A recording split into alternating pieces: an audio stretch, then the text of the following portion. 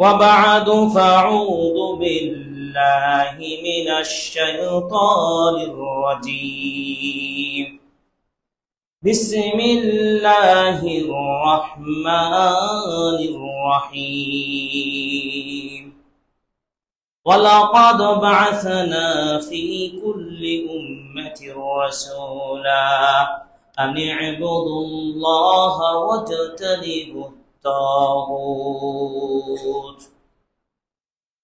وقال الله سبحانه وتعالى والعصر إن الإنسان لفي خسر إلا الذين آمنوا وعملوا الصالحات وتواصوا بالحق وتواصوا بالصبر وقال النبي صلى الله عليه وسلم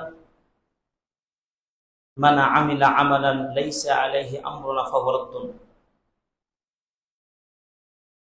যাবতীয় প্রশংসা জ্ঞাপন করছি একমাত্র আল্লাহ সুবহানাহু ওয়া তাআলার জন্য যে রব্বুল আলামিন আমাদেরকে আজকে হাসান জামি মসজিদ ইসলামী কমপ্লেক্স কুমিল্লা অত্র মসজিদে আমাদেরকে সমবেত হওয়ার সুযোগ করে দিয়েছেন আজকে জুমার দিনে। এই জন্য আল্লাহ সুবহানাহু ওয়া তাআলার অসংখ্য প্রশংসা জ্ঞাপন করি। আমরা সবাই বলি আলহামদুলিল্লাহ। দুরূদ ও সালাম বর্ষিত হোক এই পৃথিবীর সর্বশেষ ও সর্বশ্রেষ্ঠ নবী আহমদ মুহাম্মদ মুস্তাফা সাল্লাল্লাহু আলাইহি সাল্লামের প্রতি, যিনি আমাদেরকে একটা স্বচ্ছ সুস্পষ্ট যা রাত ও দিন একই এমন স্পষ্ট দুধের মতো স্বচ্ছ একটা দিন আমাদেরকে দিয়ে গেছেন। বলুন আলহামদুলিল্লাহ। এই যে রাসূলুল্লাহ সাল্লাল্লাহু আলাইহি সাল্লাম বলেছেন যে আমি তোমাদেরকে রেখে গেলাম এমন একটা দিনের উপরে যার রাত এবং দিন একই। ইবনে মাজাহ ৫ নম্বর হাদিস, তিনি বলছেন লাকাদ তারাকতুকুম আলা মিসলিল বাইদা লাইলুহা ওয়া নাহারুহা সাওয়া। এমন দিনের উপর তোমাদেরকে রেখে গেলাম যার দিন এবং রাত একই। স্বাভাবিকভাবে রাত অন্ধকার, তারপরেও নবীজি বললেন দিনের ক্ষেত্রে যে রাত এবং দিন একই। দিন যেমন আলোকময় উজ্জ্বল, আমরা ভালো মন্দ সবকিছু দেখে আমরা সবকিছু দেখতে পারি এবং ভালো মন্দ যাচাই বাছাই করতে পারি, ঠিক রাতটাও ওরকমই, যে রাত হলেও প্রকৃত রাত নয়, সেখানেও তারা দিনের মতো চলতে পারে। এটা হচ্ছে ইসলামী শরিয়ার যে দিন, শরিয়ার যে বিধান, এই বিধানের ক্ষেত্রে তিনি কথা বলেছেন। অর্থাৎ আমি তোমাদেরকে এমন মানহাজ, এমন একটা জীবন দর্শন দিয়ে গেলাম এবং এমন একটা জীবন দর্শন রেখে গেলাম যেটা কোনো ধরনের সংশয় অপূর্ণাঙ্গতার সুযোগ নেই। সেই নবী মুহাম্মদ রাসূলুল্লাহ সাল্লাল্লাহু আলাইহি সাল্লাম জিরো থেকে ইসলামকে তার মাধ্যমে পূর্ণাঙ্গতা আল্লাহ দান করেছেন। সূরা মায়েদা ৩ নম্বর আয়াত আল্লাহ পাক বলছেন اليوم أكملت لكم دينكم وأتممت عليكم نعمتي ورضيت لكم الإسلام دينا।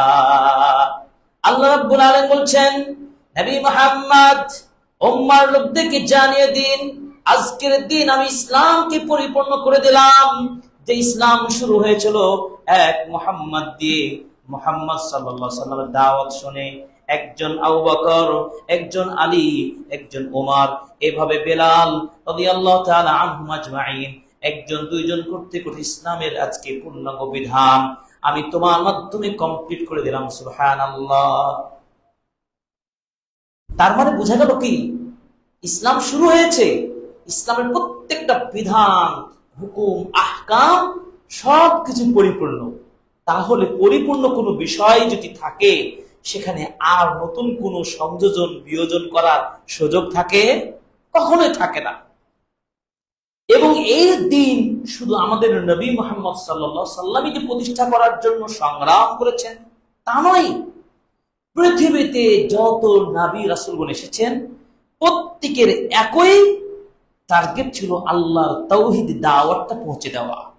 কোন মানব রচিত মতবাদ চিন্তার যেখানে সুযোগ নেই, এ কথাও আল্লাহ তাআলা বলেছেন সূরা নাহল 36 নম্বর আয়াত, ওয়ালাকাদ বা'আসনা ফি কুল্লি উম্মাতির রাসূলা আন ই'বুদুল্লাহা ওয়াজতানিবুত তাগুত।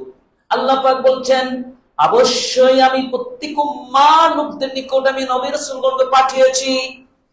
কি মেসেজ দিয়ে? আন ই'বুদুল্লাহা ওয়াজতানিবুত তাগুত, তোমরা এক আল্লাহর ইবাদত করো। এই মেসেজটি মানুষের মধ্যে জানিয়ে দাও। একদিকে যেমন পক্ষে, আরেকদিকে হচ্ছে কোনগুলো বর্জন করবে, যাবতীয় তাগুতকে তোমরা পরিহার করবে। তাগুত কি? মা উবিদা লিগাইরিল্লাহ, প্রত্যেক ওই সব কাজ যেগুলো আল্লাহর সন্তুষ্টি ছাড়া মানুষকে খুশি করার জন্য, দুনিয়াবী স্বার্থ হাসিলের জন্য, যেই সব লাভের আশায়, অন্য লাভের আশায় কাজগুলো করা হয়, প্রত্যেকটাই তাগুত। তাগুত মানে সীমা লঙ্ঘন। আল্লাহ যে হুদুদ, দ্বীন ইসলামের একটা পুরো ম্যাপ, সীমারেখা দিয়েছেন, এই সীমারেখা, এই ম্যাপকে আপনি ক্রস করে, লঙ্ঘন করে, বাড়তি নিজের চিন্তা মতো করে কাজ করবেন, তাহলেই সেটা হবে তাগুত হয়ে যাবে। দুনিয়ায় নিয়ম কালচারে এক দেশ থেকে আরেক দেশ বর্ডার পরিবর্তন করতে হলে, একটা বর্ডার সীমারেখা পার হতে হলে নিয়মের মধ্যে আপনাকে পার হতে হবে। নিয়মের বাইরে যদি যাওয়া হয়, প্রশাসন আপনাকে গ্রেফতার করবে, মানে আইন লঙ্ঘন করা হবে, এর জন্য আপনাকে শাস্তি পেতে হবে। আর যে দিন পালন করছেন সেই দিনের একটা সীমারেখা রয়েছে, হুদুদ রয়েছে। এই সীমারেখা অতিক্রম করে যখনই কোনো আমল করবেন, যখনই কোনো বিধানকে আপনি নিজের মতো তৈরি করবেন, তখনই আপনি নতুন বিষয় আবিষ্কার করার ফলে আপনার আমল তো নষ্ট হবেই হবে, আপনাকে এর কারণে জাহান্নাম যেতে হবে। এবার আপনারা বলুন, আমরা কি আইন লঙ্ঘন করে চলবো, নাকি আইন নিয়ম মেনে চলবো? মেনে চলবো। নিয়ম মেনে চলার নাম হচ্ছে মানহাজুস সুন্নাহ, মানহাজুর রাসূল। রাসূল সাল্লাল্লাহু আলাইহি সাল্লামের দেখানো পথ এবং পদ্ধতি অনুযায়ী আমাকে চলা, এবং রাসূল সাল্লাল্লাহু আলাইহি সাল্লামের দেখানো পথ পদ্ধতি বর্জন করে নিজেদের মতো করে, নিজেদের স্বার্থ হাসিল করে কিছু বাড়তি আমল করা, ভুল ভাল করা, মানুষকে ভুল শিখানো, সেটি হবে কি? ইসলামের আউট অফ ইসলাম, ইসলামের বাইরে। আর ওই বাইরে যে কাজটা করবেন, অতিরিক্ত যে কাজটা করবেন, সেটা হবে কি? বিদআত। আর যদি ভিত্তিগত বিধান অনুযায়ী কাজটি করেন, সেটা হবে সুন্নাহ ভিত্তিক। ইসলামের দুইটি মূলনীতি, দুইটা পক্ষে, দুইটা বিপক্ষে। আমরা দুইটা গ্রহণ করব, দুইটা বর্জন করব। কোন দুইটা? এক হচ্ছে তাওহীদ এবং সুন্নাহ। তাওহীদ ভিত্তিক জীবন গঠন হবে, সুন্নাহ ভিত্তিক জীবনকে পরিচালনা করবেন। আর আরেকটি হলো কি? বিদআত এবং শিরক। শিরক ও বিদআত। শিরক বর্জন, বিদআতে বর্জন। তাওহীদের বিপরীত হচ্ছে কি? শিরক, এবং সুন্নাহর বিপরীত কি? বিদআত। একত্ববাদ, আল্লাহর গুণে, তার সিফাতে, তিনি একমাত্র সৃষ্টিকর্তা, তিনি ক্ষমতাবান, তিনি মাত্র ইবাদত পার হকদার।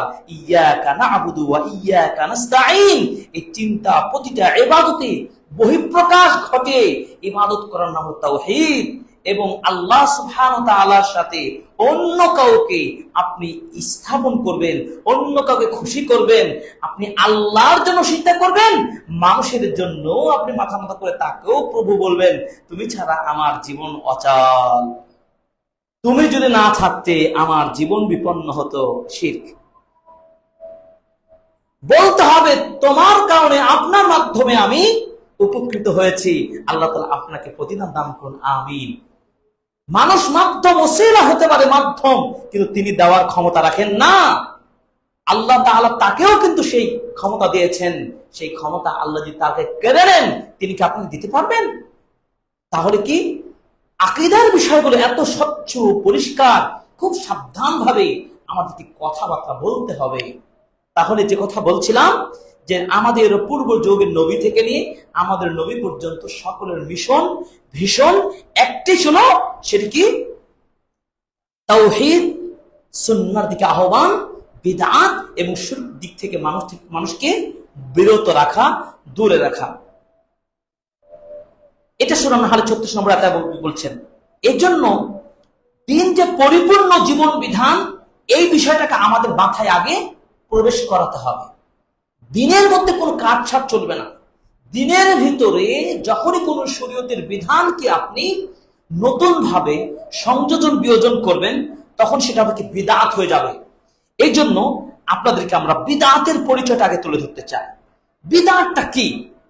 বিদআত হচ্ছে নব উদ্ভাবন, নব আবিষ্কৃত বিষয়, নতুন কোনো বিষয় এর উদ্ভব ঘটানো, এই হল বিদআত। এর জন্য এই শব্দটি কোরআনে ব্যবহার হয়েছে। সূরাতুল বাকারা 117 নম্বর আয়াতে আল্লাহ পাক বলছেন, বাদিউস সামাওয়াতি ওয়াল আরদ ওয়া ইযা ক্বাদা আমরান ফাইন্নামা ইয়াকুলু লাহু কুন ফায়াকুন। এই বাদি নব আবিষ্কৃত বিষয়। আল্লাহ তাআলা যখনই কোনো কিছু নতুন ভাবে সৃষ্টি করতে চান, শুধু তিনি বলবেন তুমি হও হয়ে যাও। এটি হচ্ছে আল্লাহ সুবহানাহু ওয়া তাআলার এই যে সৃষ্টি। শরীয়তের দৃষ্টিতে এই বিদআত কাকে বলে? ইসলামী শরীয়তের ভাষায় বিদআতটা কি, এটা খুব সংক্ষিপ্ত করে জানতে হবে। ইমাম নাওয়াবী, যিনি সহিহ মুসলিম কিতাবের ব্যাখ্যা গ্রন্থ রচনা করেছেন, তার লিখিত সংকলিত গুরুত্বপূর্ণ কিতাব হচ্ছে রিয়াদুস সালিহিন। আরব দেশ থেকে শুরু করে প্রায় প্রত্যেক মুসলিম কান্ট্রিতে এই রিয়াদুস সালিহিন কিতাবটার পরিচয় রয়েছে। এই কিতাবটি খুবই গুরুত্বপূর্ণ। কেউ যদি জান্নাত যেতে চায়, তাহলে এই ধরনের একটি হাদিসের কিতাব স্টাডি করে তার আমলকে সাজানো উচিত। তাই সালেহিন এর জান্নাতের ভান্ডার একটি কিতাবে পাবেন। এই যে রিয়াদুস সালিহিনের প্রণেতা ইমাম নববী রাহিমাহুল্লাহ তিনি বলেছেন, হিয়া ইহদাস মা লাম ইয়াকুন ফি আহদি রাসূলিল্লাহ সাল্লাল্লাহু আলাইহি ওয়াসাল্লাম। সেই বিদআত হলো সেই জিনিস যেটার এমন কিছু আবিষ্কার করবেন, এমন কিছু বিধান, এমন কিছু নিয়ম, এমন কিছু কথা যেগুলো প্রচলন নবীর যুগে ছিল না, সাহাবীদের যুগে ছিল না। নবী কখনো করেন নাই, সাহাবীগণ করেন নাই। আপনারা এতদিন পরে এমন কিছু মানুষকে উৎসাহ দেওয়ার জন্য হোক, স্বার্থ হাসিল করার জন্য হোক, অথবা নিজেদের পকেট পুঁজি ঠিক রাখার জন্য হোক, মানুষকে ভুল ভাল কিছু নতুনত্ব কথা আকর্ষণ করে তুলে ধরা, এই সব কথা হলো কি বিদআত। ইমাম শাফিঈ রাহিমাহুল্লাহ তার ইতিসাম কিতাবে তিনি বলছেন, হিয়া তরিকাতুন মুখতারিআতুন ফিদ-দ্বীন। বিদআত হলো দ্বীনের ভিতরে নব আবিষ্কৃত বিষয়। দ্বীন মানে ইসলামের ভিতরে, ইসলাম কমপ্লিট একটা পূর্ণাঙ্গ জীবন বিধান। আল্লাহ পাক বলেছেন, ইন্নাদ-দীনা ইনদাল্লাহিল ইসলাম। আল্লাহর নিকটে একমাত্র পূর্ণাঙ্গ জীবন বিধান ইসলাম। এই পূর্ণাঙ্গ জীবন বিধান ইসলামের মধ্যে কিছু নতুন কিছু আবিষ্কার করবেন, সেটি হল বিদআত। তুদাহিশ শরিয়া, সেই নতুন বিধানগুলোকে শরীয়ত মনে করবেন না, এটাই শরীয়ত। ইউকসাদু বিসসুলুকি আলাইহিল মুবালাগা ফি তাআব্বুদ লিল্লাহি সুবহানাহু।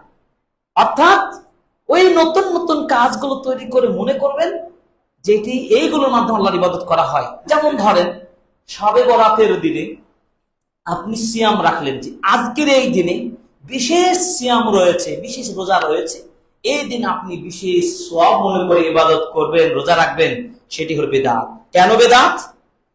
বিদআত তখন হবে যখন তার পক্ষে কোনো কোরআন বা হাদিস থেকে দলিল থাকবে না। কোরআন বা হাদিস থেকে যদি প্রমাণিত হয় বিশুদ্ধ হাদিস দিয়ে, তবে সেটি সুন্নাহ, সেটি তাহলে দ্বীন। কোরআন এবং সহিহ সুন্নাহর বাইরে যদি ওটা হয়, তাহলে সেটা হবে বিদআত। খুব পরিষ্কার কথা। আর ওই যে সিয়ামটা রাখা হলো কি আল্লাহকে খুশি করার জন্য, ইবাদত মনে করে, তাহলে এটা কেউ বিদআত হয়ে যাবে। এই জন্য বিদআত গুলো প্রকার, বিদআত গুলো পরিচয়, এগুলো জানবো। সাথে বিদআত সমাজে কেন চালু হয় সেগুলো জানবো। সাথে এটাও জানবো বিদআত সমাজে প্রচলিত বিদআত গুলো কি, সেগুলো আমরা আজকের খুতবা আলোচনা করবো ইনশাআল্লাহ। এবার আসুন, প্রথম প্রধানত বিদআত দুই প্রকার। একটা প্রথাগত বিদআত, যেমন আধুনিক প্রযুক্তির উন্নয়ন, এগুলো শরীয়তের দৃষ্টিতে নিষেধ নয়। বিমান বলেন, বিদ্যুৎ বলেন, নেট বলেন, ইলেকট্রনিক বলেন, যা কিছু মানুষের গাড়ি বাড়ি আধুনিক বিভিন্ন জিনিসের যে আবিষ্কার হয়েছে, এগুলো প্রথাগত মানবের জীবনের জন্য প্রয়োজন। এগুলো নিষেধাজ্ঞার পিছনে যদি দলিল আসে যেগুলো ব্যবহার নিষেধ, দিনের বিধান মনে করে যদি এগুলো করি এবং এগুলো নিষেধাজ্ঞার পিছনে দলিল আসে, তাহলে এগুলো নিষেধ হবে। এগুলো সাধারণ ব্যাপার, সুতরাং এগুলো ইসলামের বিদআত হিসাবে, মানে বিদআত গুনাহের বিদআত হবে, এই হিসাবে ধর্তব্য হবে না।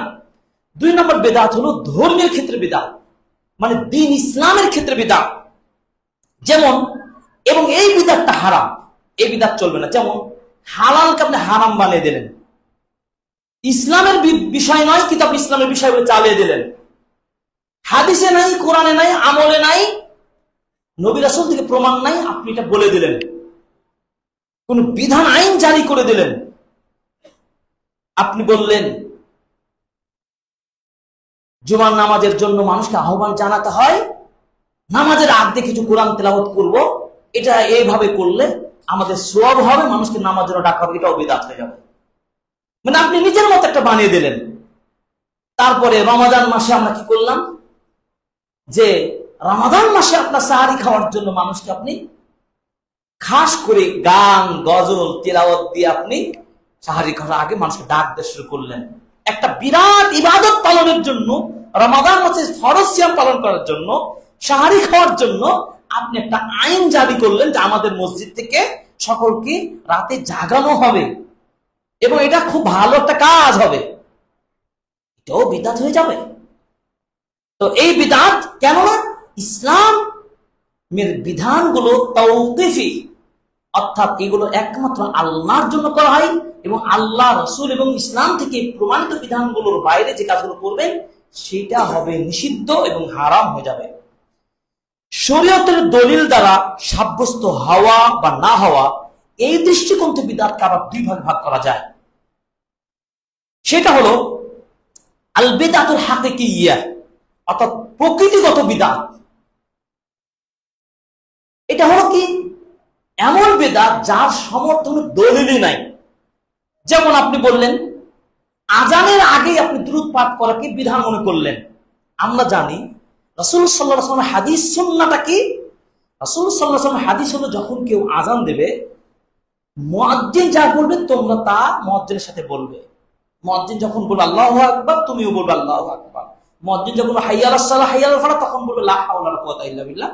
এরপরে সুন্নাতে আমল, এরপরে রাসূল সাল্লাল্লাহু আলাইহি ওয়াসাল্লাম বলেন কেউ যদি দুরূদ পাঠ করে, এরপরে যদি সে কেউ আল্লাহু রাব্বা হাযিহি দাওয়াতি তাম্মা ওয়াস সালাতিল কায়িমা আতি মুহাম্মাদ রাসূলুল ফাদিলা ওয়া বা'আথু মাকামান মাহমুদান আল্লাযী ওয়া'আদতা, এই যে শহীদ দোয়াটা যদি কেউ পড়ে, ওয়াজাবাত লাহু শাফাআতি ইয়াউমাল কিয়ামা, আল্লাহ নবী বলছেন কিয়ামতের দিনে আমার জন্য, আমার পক্ষ থেকে তার জন্য সুপারিশ করা ওয়াজিব হয়ে যাবে। সুবহানাল্লাহ।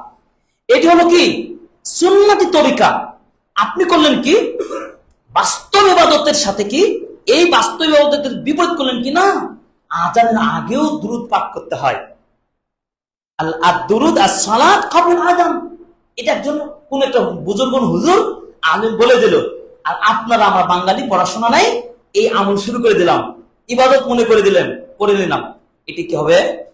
বাস্তব প্রকৃতিগত বিদআত, যার কোনো দৃষ্টান্ত, যার দলিল নেই। আপনি আর একটা সুন্নাহকে বর্জন করেছেন। 2 নম্বর আল বিদআতুল ইদাফিয়্যা, বাড়তি বিদআত, সংযুক্ত ইবাদত বিদআত। কিভাবে? স্থান, সময়, কাল, পাত্র ভেদে এটা বিদআত হয়ে থাকে।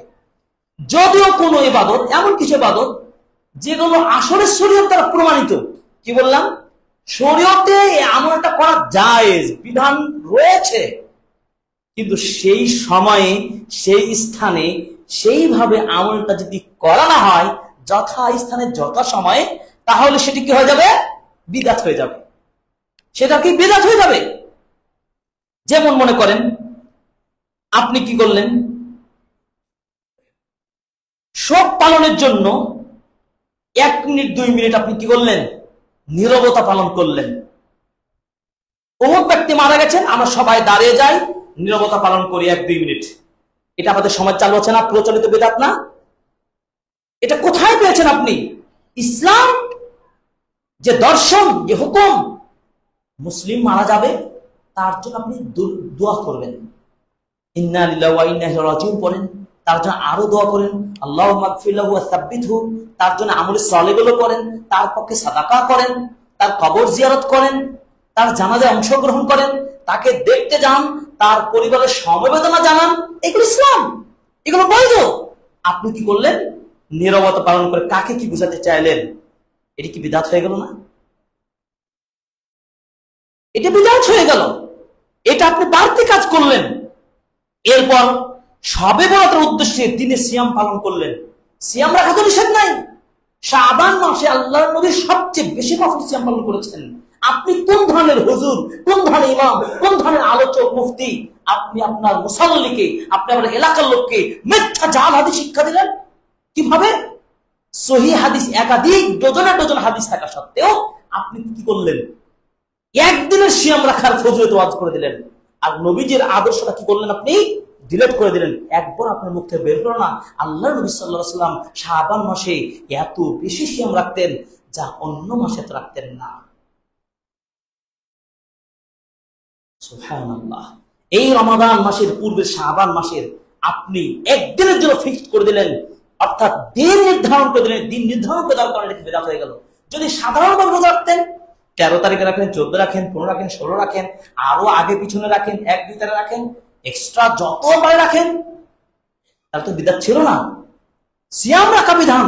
রাসূল সাল্লাল্লাহু আলাইহি ওয়াসাল্লাম বলছেন, কেউ যদি আল্লাহকে খুশি করার জন্য একদিন সিয়াম রাখে, হাদিসটা শুনে রাখুন, একদিন যদি কেউ আল্লাহর সন্তুষ্টির জন্য ইবাদত মনে করে সিয়াম রাখে, আল্লাহ তাআলা সেই ব্যক্তির চেহারাকে জাহান্নাম থেকে 70,000 পথ থেকে দূরে সরিয়ে দেবেন। সুবহানাল্লাহ। এই সুন্নাহটা না শিখে আপনি নির্ধারণ করে দিলেন, এই বিদআতটাকে বিদআতুল ইদাফিয়া বলা হচ্ছে, অর্থাৎ বাড়তি বিদআত। ঠিক ছিল, কিন্তু বাড়িয়ে দিয়ে বেশি আপনি ভুল করে বসলেন। কর্ম বাস্তবায়ন এবং বর্জনের দিক থেকে বিদআত দুই প্রকার, একটা বিদআত ফি'লিয়া, বিদআত তারকিয়া। কর্মগত বিদআত যেটা আমাদের সমাজে প্রচুর প্রচলিত আছে। কেমন? আমরা মনে করি যে বেশি বেশি যদি জিকির করি, বা আমরা ফিক্সড করে নেই ফজরের পরে হালকায় জিকির করলেন, এবং এই কাজটা যদি এতবার করতে পারি, সংখ্যা নির্ধারণ করে দেয়, যেটা হাদিসের তার প্রমাণিত নয়।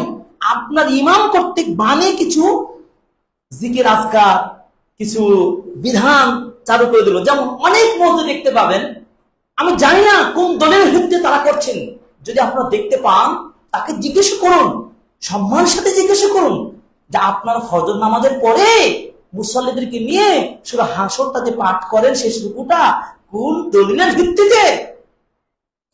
ফজর পরে সবচেয়ে বড় বড় ইবাদত গুলো কোনগুলো? সেই সুন্নাহ ভিত্তিক ইবাদত গুলোর কথা বলতে পারি না?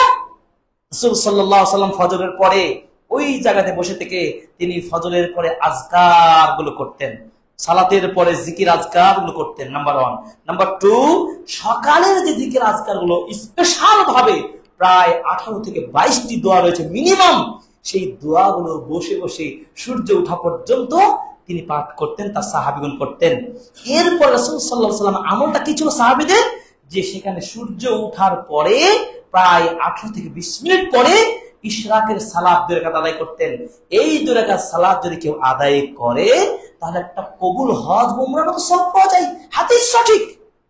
এই আমলগুলো আপনি না শিখে দিয়ে আপনি করলেন, কিছুক্ষণ দম ধরার পরে আপনি কিছু দুরূদ পড়লেন, আর সবাইকে একসাথে এই জিকির করলেন, লা ইলাহা ইল্লাল্লাহ।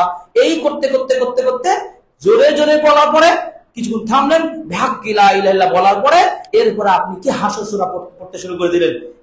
এই ধরনের অনেক আমল প্রচলিত সমাজে রয়েছে। একটু বিনয়ের সাথে আপনারা বলবেন, এগুলোর পিছনে কি শরীয়তের স্পষ্ট দলিল রয়েছে? সূরা হাসরের শেষ রুকু পাঠের বিশেষ ফজিলত কি আছে?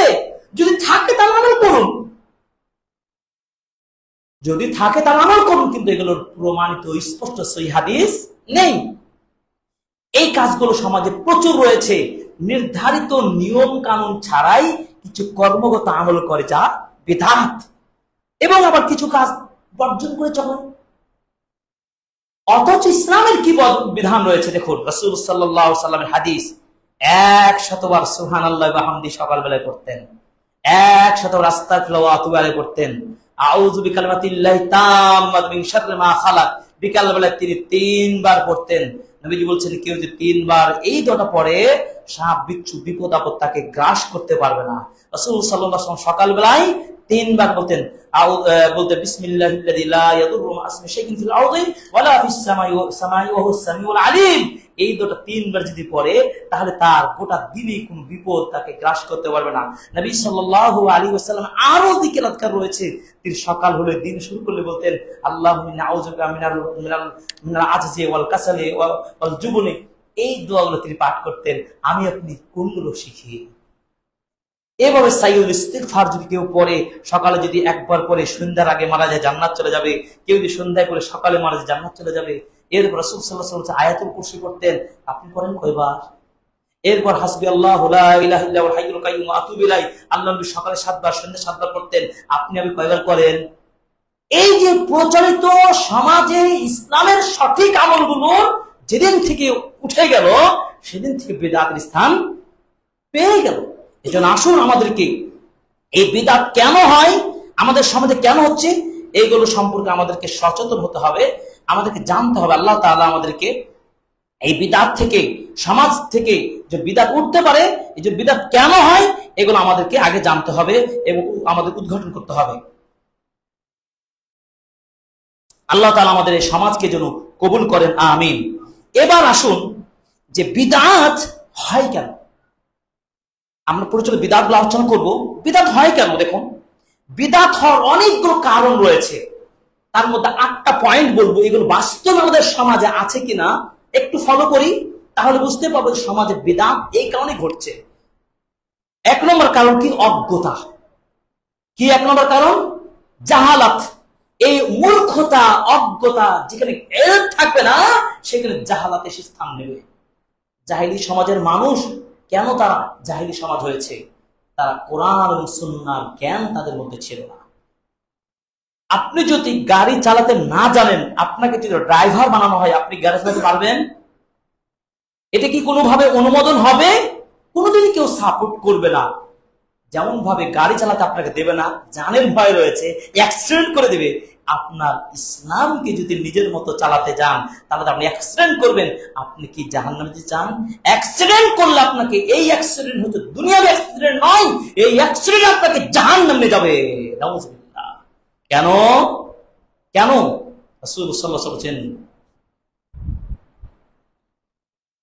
ফাইন্না খায়রাল হাদিসি কিতাবুল্লাহ ওয়া খায়রাল হাদি হাদি মুহাম্মাদিন সাল্লাল্লাহু আলাইহি ওয়াসাল্লাম। সর্বোত্তম বাণী হচ্ছে আল্লাহর কালাম কিতাবুল্লাহ, এবং সর্বশ্রেষ্ঠ দর্শন পথ, মানার পথ হলো কি? মুহাম্মদ সাল্লাল্লাহু আলাইহি ওয়াসাল্লামের দেখানো পথ।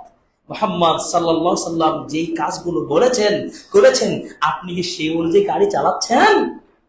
গাড়ি চালানোর নিয়ম পদ্ধতি অনুযায়ী গাড়ি চালাচ্ছেন? লাইসেন্স রয়েছে, ড্রাইভিং লাইসেন্স রয়েছে, আপনি সেই পদ্ধতি জানেন? না জানলে যেমন অ্যাক্সিডেন্ট করে আপনি গর্তে পড়ে মারা যাবেন, বিদআত করেও আপনি কি কোথায় যাবেন? আপনি গন্তব্য হবে কোথায়? কুল্লু বিদআতিন দালালাহ ওয়া কুল্লু দালালাতিন ফিন্নার। প্রত্যেক বিদআত হলো ভ্রষ্টতা, আর এই ভ্রষ্টতা মানুষকে জাহান্নামে নিয়ে যাবে। নাউযুবিল্লাহ। তাহলে কি অজ্ঞতা আমাকে কোথায় নিয়ে যাচ্ছে? এই জাহালাত, বর্বরতা, মূর্খতা থাকার কারণে, সমাজে সুন্নাহর জ্ঞান না থাকার কারণে, তাওহীদের জ্ঞান না থাকার কারণে বিদআতের 1 নম্বর কি হচ্ছে? বিদআত চালু হচ্ছে। 2 নম্বর কি? প্রবৃত্তির অনুসরণ। আল্লাহ রাসূল বলছেন উম্মার ধ্বংসের 3টা কারণ রয়েছে, তার একটি অন্যতম হলো কি? ইত্তেবা, তার মনের প্রবৃত্তির অনুসরণকে চলা। মন যেটা চাই সেটাই করবে। মন যা চাই সেইভাবে চলতে গেলে কি হবে? আপনি সঠিক দিন পাবেন না। আত্ম অহংকার, বখিলি করা এবং মনের ইচ্ছা অনুযায়ী চলা, এই 3টা ধ্বংসের কারণ। কয়টা বললাম? আত্ম অহংকার, 2 কৃপণতার পথ অবলম্বন করা, আর কি? আত্মপ্রবৃত্তির করা, ইত্তেবাউল হাওয়া, আত্মপ্রবৃত্তি, মনের ইচ্ছা মতো খেয়াল চলা। এটি হলো কি? বিদআত সমাজে প্রচলিত হওয়ার, প্রচার হওয়ার অন্যতম 2 নম্বর কারণ। 3 নম্বর কারণ কি? যুক্তি নির্ভরশীল হওয়া। আপনি বলছেন যে যুক্তি দিয়ে আপনি প্রমাণ করছেন যে কাজটা ভালো, তো ফজরের পরে আমরা ভালোই তো থাকি, আমরা কিছু আল্লাহ আল্লাহ করলাম, একসাথে বসার কারণে আমরা এগুলো করার সুযোগ পেলাম। তারপরে আমরা এতদিন থাকি, আমরা তো বেশি ইবাদত করতে পারি না, আমাদের ব্যস্ত থাকে, কাজ থাকে। একটা দিন ভালো করে গোসল করে নিয়ে 100 রাকাত নামাজ পড়ে নেবো মেরাজের রজনীতে, এবং একটা রোজা রাখবো, এবং সর্বরাতে একদিন রোজা রাখবো, বছরের সব গুনাহ মিটিয়ে দেবো। এটা খারাপ কোথায়? নামাজই তো পড়লাম, রোজাই তো রাখলাম, খারাপ কোথায় গেল? যুক্তি বলে তো করলে খারাপ না। এই যুক্তি নির্ভরশীল যখন সমাজ হবে, তখন বেদাত অবশ্যই স্থান পাবে। এটা কি মানা যায়?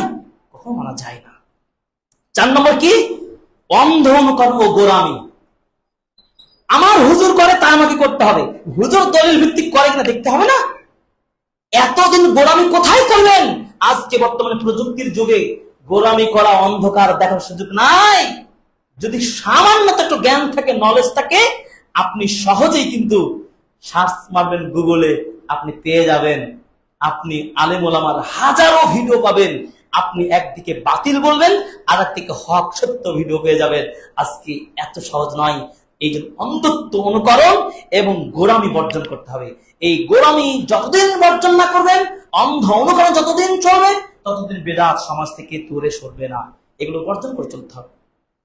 5 নম্বর কি? বেদাত পন্থীদের সাথে উঠা বসা করা খুবই গুরুত্বপূর্ণ।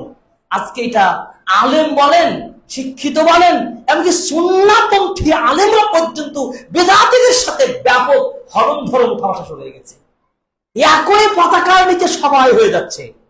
রাষ্ট্রীয় ইস্যু ভিন্ন কথা, ইসলামের বিধান করতে গিয়ে আপনি সেখানেও আপনি এমন ভাবে উঠা বসা বেশি শুরু করে দিলেন। আবার ফেমাসিয়াত নিয়েও মহাব্যস্ত, যে ওনার সাথে দাঁড়ালে আমার ছবিটা আসলে আমার প্রচার ভালো হবে, আমার প্রোগ্রাম ভালো হবে, আমার খ্যাতি আসবে। নাউজুবিল্লাহ, ইসলামে খ্যাতি আসে নাই। রাসূল সাল্লাল্লাহু আলাইহি ওয়াসাল্লাম বলেছেন, জিহাদ করেও জাহান্নামে যাবে, জিহাদ করেও জাহান্নামে যাবে, বিখ্যাত কারি হয়েও জাহান্নামে যাবে। চিন্তা করতে হবে না। রাসূলকে বলা হলো, ইয়া রাসূলুল্লাহ, কেন জাহান্নামে যাবে? শুধু বীর, সে বীর যোদ্ধা। রাসূল বললেন, সেই যোদ্ধা দিন আল্লাহকে সন্তুষ্টের জন্য যায়নি, মানুষকে খুশি করার জন্য যুদ্ধ করেছে। অতএব সাবধান। আমার একজন জৈনিক বন্ধু বলছিলেন, দুনিয়া যেদিকে যাবে যাক, আমার আমল ঠিক থাকলে আমার সব ঠিক। কথাটা কত ভালো কথা না? আমার ব্যবসা বাণিজ্য, আমার দল মত কোথায় গেল, ওটা আমার বড় বিষয় নয়। ও আনফুসাকুম ওয়া আহলিকুম নারা, আগে নিজেকে, পরিবারকে বাঁচাও। আমার আমল নাই, আমি মাঠে দৌড়ে বেড়ালাম। কি করলাম? এই মাঠে একবার কুমিল্লা থেকে ফেনী, ফেনীতে চিটাগাং, চিটাগাংতে রাজশাহী, রাজশাহীতে ঢাকা, পাগলের মতো ছোটাছুটি করছি। বলেন, আমাকে পর্যন্ত বলছেন, আমার ওই বন্ধু বলছেন, সফর যে করা হয়, সফর করতে গিয়ে ক্লান্তি আসে না? ক্লান্তি আসে। 5 ওয়াক্ত নামাজ কি ঠিক মতো আদায় হয়? এটা তাকওয়া থেকে কথাটা বলছেন। বুঝেন, হুজুর হলে মাপ নাই। আমার জন্য ইসলাম আলাদা, আপনার ইসলাম আলাদা। আমার কি দায় খেয়েছে? আপনার জন্য জান্নাত হারাম করবো আমি? কি হয়েছে? আমার কি বড় বোঝা পড়ে গেছে? তার মানে তাকওয়ার জায়গা থেকে কথাটা বলছেন। আজকে আমাদের আলেম সমাজগুলো পর্যন্ত নিজেরা ফেমাস, ব্যক্তিত্বের বিকাশ করার জন্য পাগলের মতো কি ফরজ কি নফল তো দূরের কথা, ফরজগুলো ঠিক মতো আদায় হয় না। এমনকি বাবের ঘরের মসজিদে থেকে মসজিদে নামাজ পড়তে আসে না। ওই হুজুর আপনার আমার দিনের দিন আদর্শের পুরুষ। আমি খুব সংক্ষিপ্ত ভাবে বললাম, একটু বুঝে নিতে হবে যে আমি আলেম হয়েও মা নাই, এটা মনে রাখতে হবে। অতএব আপনি বেদাতীদের সাথে উঠা বসা করা, বেদাতীর সাথে হরণ ধরণ করা কেন? আপনি একাই থাকেন সুন্নাহর উপরে, একাই সুন্নাহকে চাবলের দাঁতের মতো চেপে ধরেন। ইরবাদ বিন সারিয়া রাদিয়াল্লাহু তাআলা আনহু হাদিসটা জানেন না? আল্লাহু আকবার। ওই হাদিসটা শুনেন। রাসূল সাল্লাল্লাহু আলাইহি ওয়াসাল্লাম বলছেন, একদিন তিনি বক্তব্য দিচ্ছিলেন, নামাজ পড়ে এমন ভাবে বক্তব্য দিলেন যে কি তার চোখ দেখ কান্না, আমাদের মধ্যে কান্না রোল পড়ে গেল।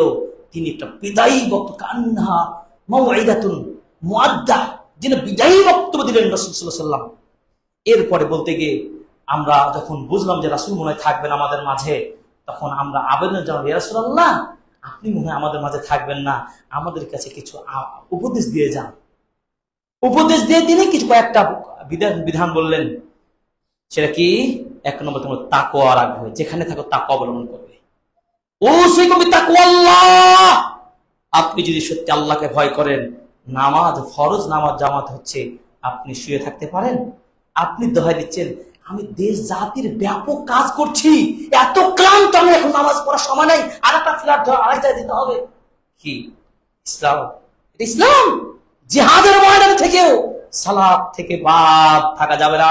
আল্লাহ তাআলা ওই উম্মাহকে নেতৃত্ব দিবেন, বিজয় দান করবেন, যারা 5 ওয়াক্ত সালাত আদায় করবে, মানুষের কল্যাণে কাজ করবে, যাকাত দেবে, তওবা করে তাদের পাপ থেকে রক্ষা করে চলবে, এই সব কাজগুলো যারা করবে তাদের জন্য আল্লাহর বিজয় সাহায্য আসবে। আপনি ফরজ ছেড়ে দিবেন, যাকাত ছেড়ে দিবেন, অন্য যাকাত নেওয়ার জন্য ব্যস্ত হবেন, নিজে যাকাত দেবেন না। এরকম হাজার মুরব্বী, ওলিয়া উলিয়া পীর আপনার সমাজ বসে আছে। আলোকে বুঝেন বিষয়গুলো। যাই হোক, এরপর রাসূল সাল্লাল্লাহু আলাইহি ওয়াসাল্লাম উপদেশ দিতে গিয়ে তাকওয়ার কথা বললেন। এরপর তিনি বললেন যে আনুগত্য করতে হবে, তোমাদের নেতা আনুগত্য করবে। আজকে নেতা ওস্তাদদেরকে আমরা ভুলে যাচ্ছি। এটা এত ব্যাপক হারে সমাজে চালু হয়েছে, জ্ঞানী বিচক্ষণ নেতাকে আপনি ভুলে যাচ্ছেন, নিজেই নেতা সাজছেন, বলছেন যে আমরা দল করি না, কিন্তু আপনি আবার একটা দল কায়েম করে বসে আছেন। নাউজুবিল্লাহ। আমাদের সালাফদের দর্শনগুলো, আলেমদের ঐক্যের সাথে থাকুন, ভ্রাতৃত্ব বৃদ্ধি করুন, শক্তিকে সঞ্চার করুন।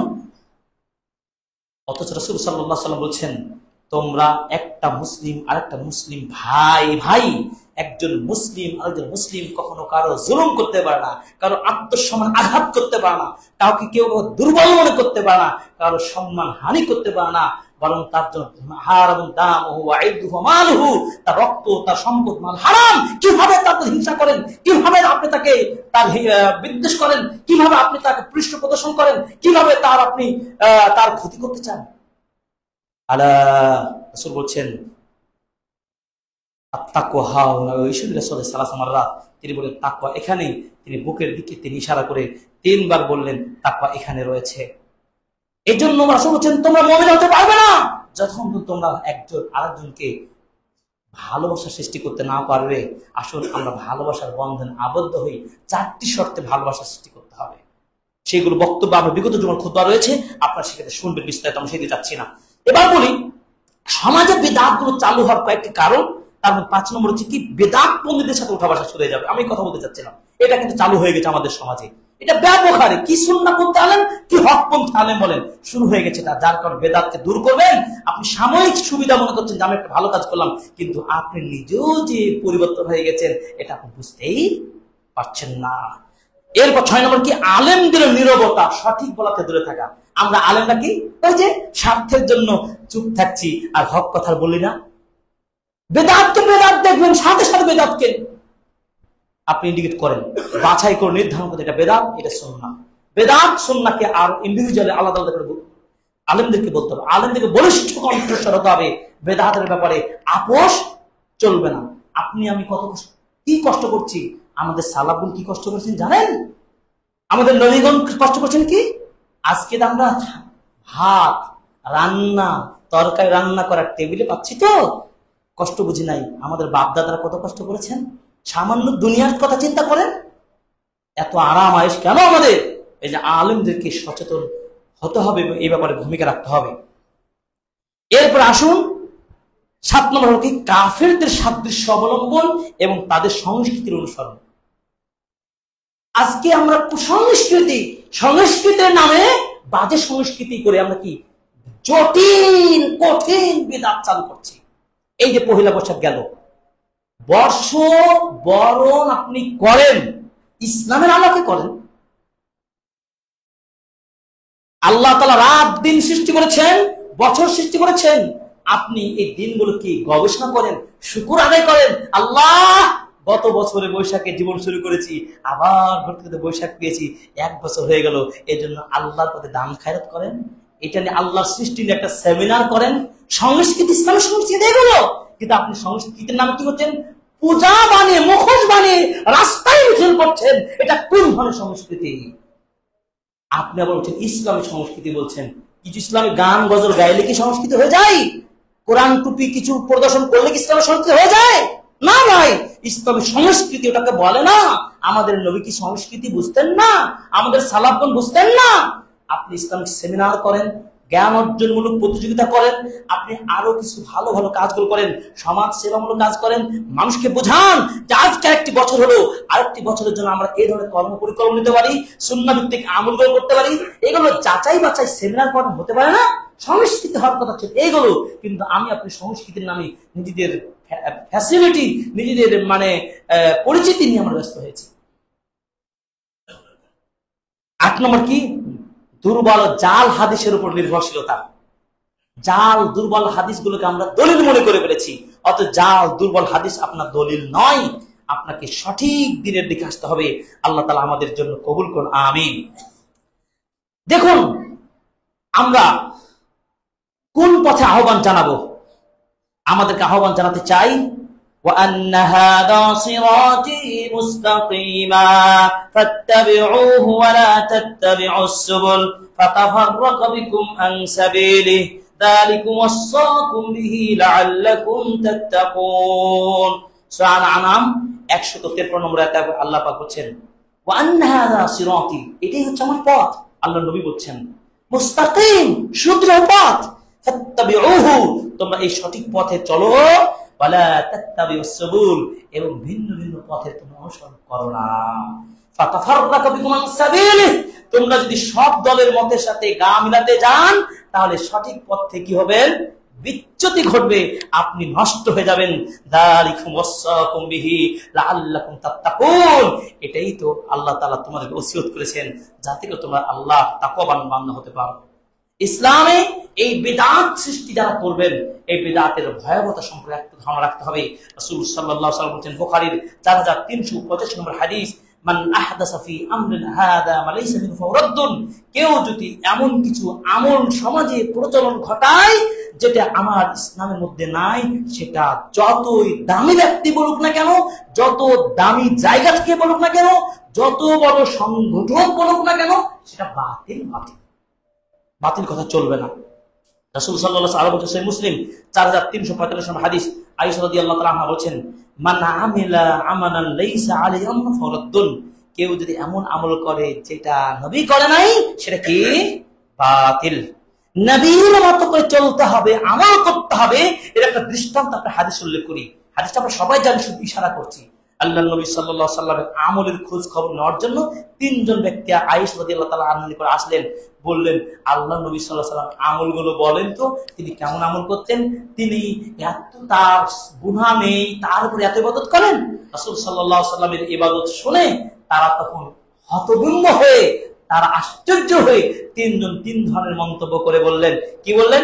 একজন বললেন যে আমি কোনদিন বিয়ে শাদী করবো না, আর একজন বললেন আমি সারা জীবন শুধু সিয়ামই রাখবো, আর একজন বললেন কি আমি রাতে তাহাজ্জুদই পড়বো। আমরা এইভাবে আল্লাহকে খুশি করবো। সুন্নাহ ভিত্তিক জীবন গঠন করতে হবে, এই হাদিসটা যথেষ্ট। রাসূল সাল্লাল্লাহু আলাইহি ওয়াসাল্লাম পরক্ষণে জানতে পেরে বলেন, এই 3 জন ব্যক্তি তোমরা কি বলো? আমি মুহাম্মদ, আনা আসুম, আমি রোজাও রাখি, ওয়া আনা তাজাওয়াজা, বিবাহ করি, আমি রাতেও সালাত আদায় করি, আমি ওয়া আনাম, আমি ঘুমাই, সবগুলো করি। এটার নাম হচ্ছে ইসলাম। ফামান রাগিবা আন সুন্নতি ফালাইসা মিন্নি, কেউ যদি আমার দেখানো সুন্নাহর বাইরে নিজের মতো কাটছাট করে আমল করতে যায়, তাহলে কি হবে? আমার দলভুক্ত হতে পারবে না। তাহলে কত ভয়ঙ্কর কথা না? অতএব রাসূল সাল্লাল্লাহু আলাইহি ওয়াসাল্লাম সুন্নাহ ভিত্তিক আমল আপনাকে করতে হবে। এই যে রাসূল সাল্লাল্লাহু আলাইহি ওয়াসাল্লাম সহিহ মুসলিমের 1017 নম্বর একটা হাদিস, খুব গুরুত্বপূর্ণ হাদিসটি আপনাকে মনে রাখতে হবে। রাসূলুল্লাহ সাল্লাল্লাহু আলাইহি ওয়াসাল্লাম বলেন, মান সান্না ফিল ইসলাম সুন্নাতান হাসানাতান ফাউমিলা বিহা বা'দাহু কুতিবা লাহু মিথলু আজরি মান আমিলা বিহা ওয়া লা ইয়ানকুসু মিন উজুরিহিম শাই, কেউ যদি সমাজে একটা ভালো দলিল ভিত্তিক সুন্নাহ চালু করে যেতে পারেন, তাহলে ওই ব্যক্তির কথা শুনে যতগুলো মানুষ আমল করা শুরু করবেন, সম পরিমাণ সওয়াব ওই ব্যক্তিও পাবেন যিনি সুন্নাহটা চালু করে গেলেন। সুবহানাল্লাহ। তাহলে বেদাত চালু করলে কি হবে? সম পরিমাণ গুনাহ হবে। তাহলে আপনি গুনাহ নেবেন না নেকি নেবেন? অবশ্যই নেকি চাই, সওয়াব চাই। একটা সওয়াব, একটা আমলের কথা আপনাকে বলে যাই। আপনি আয়াতুল কুরসিটা পড়েন না ফরজ নামাজের পরে? আয়াতুল কুরসি আল্লাহর নবী বলছেন, লাম ইয়ামনাহু, তাকে জান্নাতে যেতে কেউ বাধা দিতে পারবে না, ইল্লাল মাউত, মৃত্যু ছাড়া।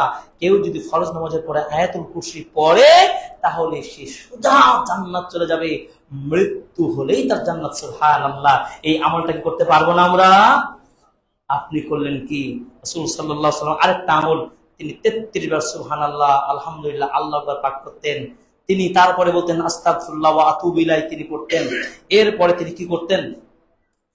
আল্লাহুম্মা আইনা আলা যিকরিকা ওয়া শুকরিকা ওয়া হুসনি ইবাদাতিকা পড়তেন। লা ইলাহা ইল্লাল্লাহু ওয়াহদাহু লা শারীকা লাহু লাহুল মুলকু ওয়া লাহুল হামদু ওয়া হুয়া আলা কুল্লি শাইইন কাদির 10 বার মিনিমাম পড়তেন। এই আমলগুলো সুন্নাতগুলো চালু করেন, বেদাত চলে যাবে।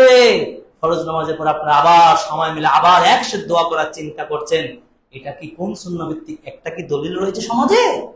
রাসূল সাল্লাল্লাহু আলাইহি ওয়াসাল্লাম শত শত রাকাত সালাত আদায় করলেন, তার জীবদ্দশায় একটাও তো এই ধরনের আমল পাওয়া যায় না। যেটা পাওয়া যায় না সেটি তো বিদআত। এবার রাসূল বলছেন ওয়ামান সান্না ফিল ইসলাম সুন্নাতান সাইয়্যা, কেউ যদি নষ্ট বাজে খারাপ সুন্নাহ দর্শন আমল চালু করে যায়, ফাউমিলা বিহা বাদাহু কুতিবা আলাইহি মিথলু উজরি মান আমিলা বিহা, ওই পাপ সমাজে চালু করার কারণে যত পাপ হবে সমপরিমাণ পাপের দায়ভার ওই হুজুরকে নিতে হবে যে বেদাত চালু করে যাবে। আল্লাহ তাআলা আমাদেরকে দূরে রাখুন, আমিন। রাসূল সাল্লাল্লাহু আলাইহি ওয়াসাল্লামের একটা হাদিস, ইবনে ওমর রাদিয়াল্লাহু তাআলা আনহু বলছেন, কুল্লু বিদআতিন দালালা, প্রত্যেকটা বিদআত ভ্রষ্ট, ওয়া ইন রাআহান নাসু হাসানা, যদিও মানুষ সেটাকে ভালো মনে করে। বেদাতকে ভালো মনে করলেও লাভ নাই, সেটা যে ভেজাল, সেটা যে বাতিল, সেটা যে গ্রহণযোগ্য নয়, এটি সুস্পষ্ট কথা। এই জন্য ইমাম সাউরি রাহিমাহুল্লাহ বলেছেন, আল বিদআতু আহাব্বু ইলা শাইতান মিনাল মাসিয়া, একটা মূলনীতি মনে রাখলে আমরা বিদআত করব না। শয়তানের নিকট সবচেয়ে প্রিয় কাজ হলো কি জানেন? পাপের চাইতে শয়তান সবচেয়ে বেশি চেষ্টা করে সমাজে বিদআত চালু হোক। কারণ কারণ মানুষ পাপ করে আবার তওবা করার মাধ্যমে ক্ষমা পায়, কিন্তু কেউ যদি বেদাত করে তাহলে তার ক্ষমা যোগ্য হবে না হাত্তা তওবা, তওবা না ছাড়া পর্যন্ত। আপনি পাপ করেছেন, আল্লাহর কাছে ক্ষমা চান, আল্লাহ আমি পাপ করেছি, আল্লাহ ক্ষমা করে দিবেন, ওহুল গফুরুর রহিম। কিন্তু যদি আপনি বেদাত করছেন, বেদাত করছেন, বেদাত করছেন আর আপনি ক্ষমা চাইছেন, আল্লাহ আপনাকে ক্ষমা করবেন না। যে শয়তানটা চাই আপনার সমাজে বেদাতের বেশি প্রচার ঘটুক। আল্লাহ তাআলা আমাদের সমাজকে রক্ষা করুন, আমিন। সুনানুদ দারিমি কিতাবের 98 নম্বর হাদিস, তিনি বলছেন সমাজে সুন্নাহ যদি উঠে যায়, বেদাতের অনুপ্রবেশ ঘটে, কি হবে দেখুন। মানিবতাদা কওমুন বিদআতিন বিদআতান ফি দীনিহিম ইল্লা নাযা আল্লাহু মিন সুন্নাতি মিসলাহা, আল্লাহ বলছেন কোন সমাজে যদি একটা বেদাতের চালু হয়, ওই সমাজ থেকে একটা সুন্নাহ অনুসুন্নাহ উঠে যায়। নাউজুবিল্লাহ। তার মানে সমাজে একটা বেদাত যদি চালু করে দেন, ওই জায়গায় একটা সুন্নাহ উঠে চলে যাবে। সুম্মা লা ইউঈদুহা ইলাইহি ইলা ইয়াউমিল কিয়ামা, কিয়ামত পর্যন্ত সেই সমাজে আর বেদাত ওই সুন্নাহ আর ফিরে আসবে না। যদি কোন হকপন্থী আলেম, হকপন্থী মুসল্লি ওই বেদাতটাকে উঠে দিতে পারে, শিকড়টাকে তুলে দিতে পারে, তাহলে কি হবে? ওই যখন সুন্নাত প্রতিষ্ঠা স্থান পাবে, নচেত সুন্নাহ পাবে না। এর জন্য রাসূল সাল্লাল্লাহু আলাইহি ওয়াসাল্লাম বলেছেন, আব্দু আলাইহা বিন নওয়াদিদ, তোমরা যখন দেখবে আমার অচিরেই তোমরা আমার মৃত্যুর পরে অনেক ফিতনা দেখতে পাবে, অনেক ইখতিলাফ দেখতে পাবে, মতানৈক্য মতদর্শ দেখতে পাবে, তোমাদের উচিত হবে কি? আলাইকুম বিসুন্নতি ওয়া সুন্নাতাল খুলাফায়ে রাশিদিন, তোমরা আমার সুন্নাহ, আমার খোলাফা রাশিদিনদের সুন্নাহ অনুসরণ করবে এবং সুন্নাহকে চাবুকের দাঁত দিয়ে চেপে ধরবে। তবে ওয়া ইয়াকুন মুহদাসাতিল উমুর, তোমরা নতুন নতুন আবিষ্কৃত বিদআত থেকে সাবধান থাকবে, কারণ প্রত্যেকটা নতুনত্ব আবিষ্কৃত বিধান হচ্ছে কি? বিদআত। আর এই বিদআত হচ্ছে সবগুলো বিদআত কি? ভ্রষ্টতার দিকে নিয়ে যাবে। এই জন্য রাসূল সাল্লাল্লাহু আলাইহি বলছেন, তাবরানী ফিল আওসাত কিতাবে এবং বাইহাকি শুআবুল ঈমানের হাদিস, রাসূল সাল্লাল্লাহু আলাইহি ওয়াসাল্লাম ইন্নাল্লাহা হাজাবা তাওবা আন সাহিবি কুল্লি বিদআতিন, প্রত্যেক বেদাতি ব্যক্তির তওবার রাস্তাটা বন্ধ করে দিয়েছেন। মানে দোয়া কবুল হবে না বিদআতি ব্যক্তির। অতএব বেদাতকে বর্জন করে তওবা করে ফিরে আসুন, এই বিদআতকে দূর করুন।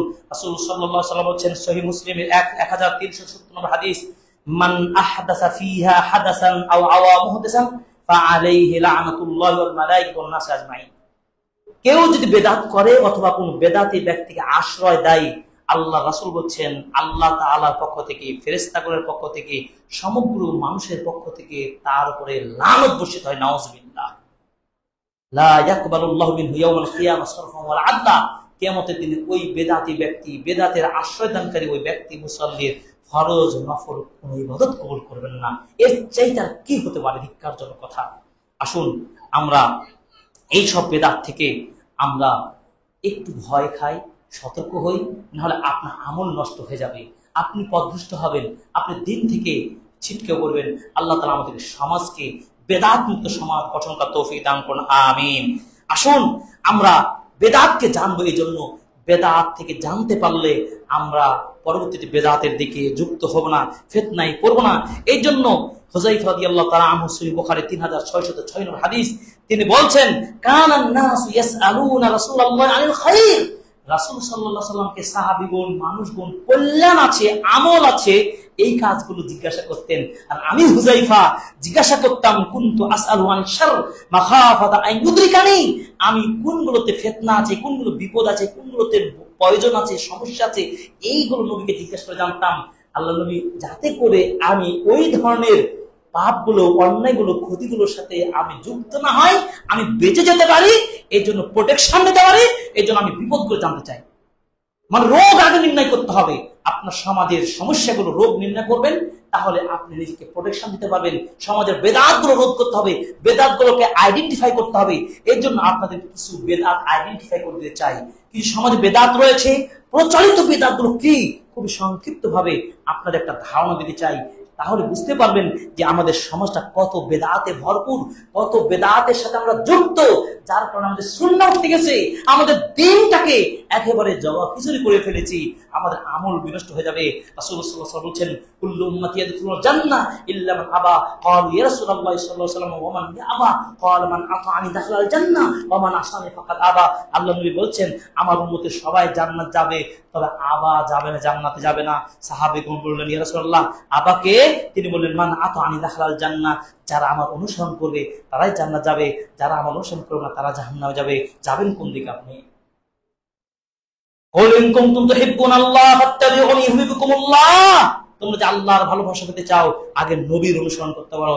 নবীর অনুসরণ করতে হলে বেদাত চলবে না, বাতিলদের সাথে উঠা বসা চলবে না, বর্বরতা চলবে না, আত্মপূজারি চলবে না, গোরামি চলবে না, হুজুর দালালি চলবে না। সবকিছু করবে কিসের উপরে? কোরআন এবং সুন্নাহর উপরে। এবার আসুন সমাজে প্রচলিত কিছু বেদাত, যেহেতু কোরআন কার বাণী? আল্লাহর বাণী, এই কোরআনকে কেন্দ্র করে নিয়ে সমাজে কিছু বেদাত চালু রয়েছে। এই কোরআন আল্লাহর বাণী, কোরআন এমন একটি কিতাব, যেই কিতাব যার সাথে সংস্পর্শ হয়েছে তার মর্যাদা বেড়ে গেছে। সুবহানাল্লাহ। দেখুন এই কোরআন নাজিল করেছেন কে? আল্লাহ। কার মাধ্যমে নাজিল করেছেন? জিবরাইল আমিন। জিবরাইল আমিনের মাধ্যমে কোরআন নাজিল করার কারণে সমগ্র ফেরেশতাদের মধ্যে জিবরাইল আমিনের মর্যাদা বেড়েছে কি বাড়ে নাই? স্পেশাল মর্যাদা আল্লাহ বাড়িয়ে দিয়েছেন কোরআনের সংস্পর্শ পাওয়ার কারণে। এই কোরআন কার উপর নাজিল করেছেন? নবী মুহাম্মদ সাল্লাল্লাহু আলাইহি ওয়াসাল্লাম। তার নবীর উপর কোরআন নাজিল হওয়ার কারণে সকল নবী রাসূলগুলোর উপর শ্রেষ্ঠ রাসূল হয়েছেন কি? মুহাম্মদ সাল্লাল্লাহু আলাইহি ওয়াসাল্লাম। এই কোরআন কোন মাসে নাজিল হয়েছে? রমাদান মাসে। তাই রমাদান মাসের মর্যাদা বেড়ে গেছে কোরআনের কারণে। এই কোরআন কোন উম্মাহর উপর নাজিল হয়েছে? এই কোরআন উম্মতে মুহাম্মদের উপর নাজিল হওয়ার কারণে এই উম্মাত সকল উম্মার উপর শ্রেষ্ঠ উম্মাহ বলে সুবহানাল্লাহ। এই কোরআন কোন রজনীতে নাজিল হয়েছে? লাইলাতুল কদর রজনীতে। তাই সেই রাতে হাজার মাসের চেয়ে উত্তম হয়ে গেছে সুবহানাল্লাহ। এত মর্যাদা, 5টি মর্যাদার কথা বললাম। এই কোরআন যারাই পড়ে, যারাই নারে, যারাই আমল করে তাদের সওয়াব প্রতিদান অনেক। তোমাদের মধ্যে শ্রেষ্ঠ মানুষ সেই যে কোরআন নিজে পড়ে অন্যকে শেখায়। এর থেকে কি নেবেন? কোরআন একটা হরফ যদি কেউ পড়ে 10টি সওয়াব, তার মানে একটি যদি হরফ আলিফ 10টি সওয়াব, লাম 10টি সওয়াব, মিম 10টি সওয়াব, 30টি সওয়াব পেয়ে যায়। এত দামি কোরআনকে নিয়েও বেদাতের শেষ নাই। কি বেদাত? দেখুন আপনারা কি করলেন? কোরআন কিন্তু বেদাত। কোরআন কিন্তু বেদাত কি? কোরআন পড়তে বলা হয়েছে ওয়ারাতিল কোরআন তারতিলা, শুদ্ধভাবে, ধীরস্থির ভাবে এবং তার পূর্ণাঙ্গ হক আদায় করে আদবের সাথে। কিন্তু আপনি কি করলেন? কি কোরআনকে এমন ঢঙ্গে টেনে পড়া শুরু করলেন যাতে কোরআনের যে শব্দের বিন্যাস সৌন্দর্যকে নষ্ট করে দিলেন। এমনকি গলা আটকে মারাও যায়, এরকম কারির খোঁজ পাওয়া যায়। এই কারি যেই কাজ সমাজে চালু করলো এটাও বিদআত। একটা আদর্শ আমল সাহাবীদের মধ্যে ছিল, এমন বচন ভঙ্গি, এমন ভাবে পোশাক আশাক দিয়ে যেভাবে গলা ফাটি তেলাওয়াত করতে যায়, একটা সঠিক শব্দ বিন্যাস নষ্ট হয়ে যায়, বিকৃতি ঘটে। এই বিকৃতি ঘটানো তেলাওয়াত চলবে না, এটাও বিদআত। নাম্বার 1। নাম্বার 2, আপনি কোরআন তেলাওয়াত শেষে একটা শুদ্ধ হাদিস দ্বারা প্রমাণ করুন যেখানে সাদাকাল্লাহুল আযীম রয়েছে। একটা হাদিস নাই বলবেন না। আদব হলো কি, সুন্নাহ হলো কি, ইসলামের দর্শন হলো কি, ইদা ক্বরাতিল কুরআন ফাস্তাইয বিল্লাহি মিনাশ শাইতানির রাজিম, যখন কোরআনে কিছু পড়বেন আউযুবিল্লাহি মিনাশ শাইতানির রাজিম বিসমিল্লাহির রহমানির রহিম বলে কোরআন পড়বেন, এটি আদব। ওযু করে পড়বেন, কিবলা মুখে পড়বেন, এগুলো আদব। উঁচু জায়গায় রাখবেন, পায়ের নিচে রাখবেন না, আদব। কিন্তু আপনি বললেন সাদাকাল্লাহ, কে জানে না, যিনি মুসলিম, যিনি কোরআন পড়েন তিনি জানেন যে আল্লাহর বাণী সত্য। কোরআনে কোন সন্দেহ আছে? আল্লাহ পাক বলেন লা রাইবা ফি হুদাল লিল মুত্তাকিন, কোন সন্দেহ নাই। আর আপনি বলছেন আল্লাহ সত্য বলেছেন, নতুন করে বলার কি আছে আবার? এটা তো বিশ্বাসের ব্যাপার, বিশ্বাস তো দেখার বিষয় নয়। অন্তর দিয়ে ইতিকাদ, দৃঢ় বিশ্বাস না হলে সে মুমিন হতে পারবে না। এক কথা হাদিসে তো আর বলার জন্য, অতিরিক্ত এই শব্দ বলার জন্য হাদিস থেকে কোনো প্রমাণ পাওয়া যায় না। সুতরাং যেটা প্রমাণ পাওয়া যায় সেটি বিদআত। বলে লাভ কি? কেন আমরা অতিরিক্ত করতে যাব? অতিরিক্ত কিছু করতে যাওয়াই তো বিদআত। এরপর আসুন 3 নম্বর, মুর্দার উপরে, মৃত মানুষের উপরে ছেলে কোরআন তেলাওয়াত করেন, আমাদের দেশে আছে না? সেটাও প্রচলিত সমাজ বিদআত। কবরে গিয়ে কিছু ছোট ছোট তালেবে ইলমকে ভাড়া করে নিয়ে কিছু খাবার দাবার দিয়ে তাদেরকে নিয়ে কোরআন খতম করা হয়, সেটাও বিদআত। এরপর কুলখানি করবেন, সেটাও কোরআন খানি বিদআত। তারপরে ফাতিহা খানি করবেন। এরপর সমাজে সবচেয়ে বড় কোরআন কেন্দ্রিক বিদআত হলো কি জানেন? কোরআনের আয়াতকে উল্টো পাল্টো করে ছকের মধ্যে কিছু সংখ্যা লিখে এভাবে বাড়িতে লটকে রাখা হয়, টাঙ্গে রাখা হয়, এগুলো স্পষ্ট বিদআত। এই বিদআত চলবে না। এমনকি আজকে সমাজে ভ্রান্ত কোরআনের প্রিন্টিং প্রেস যারা করেন, তারাও কোরআনের শুরুতে শেষে কিছু ছক দিবেন, দেখে আছে ছোট ছোট 4 কোনা ছক। এই ছক কি শেখাচ্ছে? কোথাও পৃথিবীর কোন কোরআনে পাবেন না, বিশুদ্ধ কোন আলেম তা প্রমাণিত নাই। সৌদি আরবে দেখেন কোরআন বলতে এই ছক পাবেন না। কোথায় পেয়েছেন ছক? এই ছক না কোরআন আপনি সেই প্রকাশনীর বই, ওই কোরআন থেকে আপনাকে দূরে থাকতে হবে। আপনি ওই কোরআন পড়ুন যে কোরআনে এই ধরনের বেদাতের স্থান নেই। এই জন্য আমরা ওয়াহিদ ইসলাম লাইব্রেরি থেকে রাজশাহীতে সৌদি আরবের কোরআনের মতো কোরআন প্রকাশ করেছি, যেখানে এই ধরনের ছক পাবেন না। এই ছক বাড়িতে লটকে জিন ভূতের আসতে বাজবেন ইত্যাদি কত কথা, এগুলো সমাজে প্রচলিত বিদআত। এরপরে কোরআনকে নিয়ে আপনি করলেন কি? কোরআনকে নিয়ে কপালে মুখে চুমু খাবেন, বুকে চেপে ধরবেন, এগুলো সব বিদআত। চুমু খাবেন আর খতমে দোয়া নিয়ে আরেকটা বিশেষ আয়োজন করবেন, এগুলো কোরআন কিন্তু এতগুলো বিদআত। প্রায় 8-10টা বিদআতের কথা বললাম। এবার আমাদের নবী সাল্লাল্লাহু আলাইহি সাল্লাম কেন্দ্রে আমাদের প্রিয় নবী সম্পর্কে বিদআত। কি বিদআত রয়েছে? আমাদের নবী সাল্লাল্লাহু আলাইহি সাল্লাম সম্পর্কে ভ্রান্ত আকীদা, বিশ্বাসের মধ্যে বিদআত হচ্ছে। কি বলা হয়?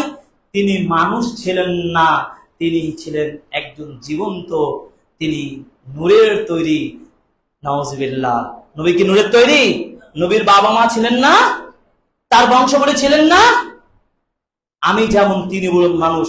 এই জন্য কোরআনের দলিল দিবেন, সূরা কাহফের আয়াতটা বলবেন, কুল ইন্নামা আনা বাশারুম মিসলুকুম ইউহা ইলাইয়া আন্নামা ইলাহুকুম ইলাহু ওয়াহিদ। নবী আপনি বলে দিন, আমি তোমাদের মতোই মানুষ, শুধু পার্থক্য আমার কাছে ওহী করা হয়, আল্লাহ আমাকে ওহী দায়িত্ব দিয়েছেন। তার ভ্রান্ত বিশ্বাস হলো না? এটা ভ্রান্ত বিশ্বাস, এটা আপনি বিদআত। তিনি গায়েব জানতেন, পৃথিবীতে গায়েব জানার কেউ আছেন? ইল্লাল্লাহ। এটা আল্লাহ ছাড়া কেউ গায়েবের খবর জানেন না। কোন পীর দরবেশ নয়, কোন নবী রাসূল নয়, কেউ জানার এই অধিকার রাখে না। জানেন কে? আল্লাহ। তার কিসের মুমিন আপনি? হাজার মানুষকে দেখেছি মক্কা মদিনাতে, আমি ছিলাম, মদিনা বিশ্ববিদ্যালয়ে পড়েছি, মসজিদ নববীতে অনুবাদক হিসেবে দায়িত্ব পালন করেছি। কত হজ উমরা আদায়কারী মানুষ গেছে, আল্লাহ রে, আল্লাহু আকবার, নাউজুবিল্লাহ। তারা এই ধরনের আকীদা পোষণ করেন, তার হজ উমরা হবে? এই সমাজ কি বিভ্রান্ত। তারপর বলেন তিনি নূরের তৈরি, তিনি হাজির নাজির, তিনি নাকি আপনার এই মিলাদ মাহফিলে নাকি স্কিয়াম করলে তাকে নাকি হাজির করা হয়, তিনি আমাদের কথা সব শোনেন, তিনি আমাদের সব কি যা চাই তিনি দেন। এই ধরনের ভ্রান্ত বিশ্বাস, এগুলো সব নাকি প্রচারিত বিদআত। এগুলো বর্জন করতে হবে সমাজ থেকে। এবার ওলি আউলিয়া বিষয়ক কিছু বিদআত, ওলিয়া কি আপনার ভক্তের লোকেরা বলে থাকে এভাবে যে তারা আমাদেরকে নাকি মুক্তি দিতে পারবে, তারা আমাদের মনে আশা পূরণ করতে পারবে। এই যে আপনার চিটাগাং সিলেট চলে যান, কত মাজার দরবেশ রয়েছে, সেখানে তাদের ভক্ত গুলো সেখানে কত দান খেরাত করছে, তাদের কাছে অনেক কিছু বিশ্বাস করে। এইসব কাজ করার বিনিময়ে তারা মুশরিক হয়ে যাচ্ছে। শুধু বেদাতি নয়, বেদাত থেকে বেদাতি হচ্ছে সাথে মুশরিক হয়ে যাচ্ছে। এইগুলো রয়েছে। এমনকি আপনারা নবী সাল্লাল্লাহু আলাইহি ওয়াসাল্লামের কিছু পায়ের চিহ্ন বা চুলের এইগুলো মোবারকপূর্ণ মনে করে সেগুলো বসাতে চুমু খাবেন, সেগুলো দর্শন করবে, সবই বিদআত, সব বিদআত। মসজিদ বিষয়ক বেদাত কি? মসজিদে পর্যন্ত বেদাত হয় কি? আপনি মসজিদে এসে কি হয়েছে, আজকাল আধুনিক শুরু হয়েছে গল্প আড্ডা খাওয়ার একটা বিশেষ মিটিং শুরু করে দিয়েছেন। মসজিদ মাদ্রাসা উন্নয়ন আপনি মিটিং করেন, দিন চর্চার জন্য আপনি প্রোগ্রাম করেন, কিন্তু আপনি যদি এখানে দুনিয়াবি পারিবারিক সাংসারিক কাজ নিয়ে গল্প করেন, এখানে গুজব করেন, আড্ডা দিন, চা খান আর বসে থেকে মজা করেন, তাহলে কি এটা কি বেদাত নয়? মসজিদ হচ্ছে ইবাদতের জন্য মসজিদ তৈরি করা হয়েছে, কিন্তু এখানে কোন আপনার নিজস্ব স্বার্থের কথা, গল্পের কথা, দলের কথা চলবে না।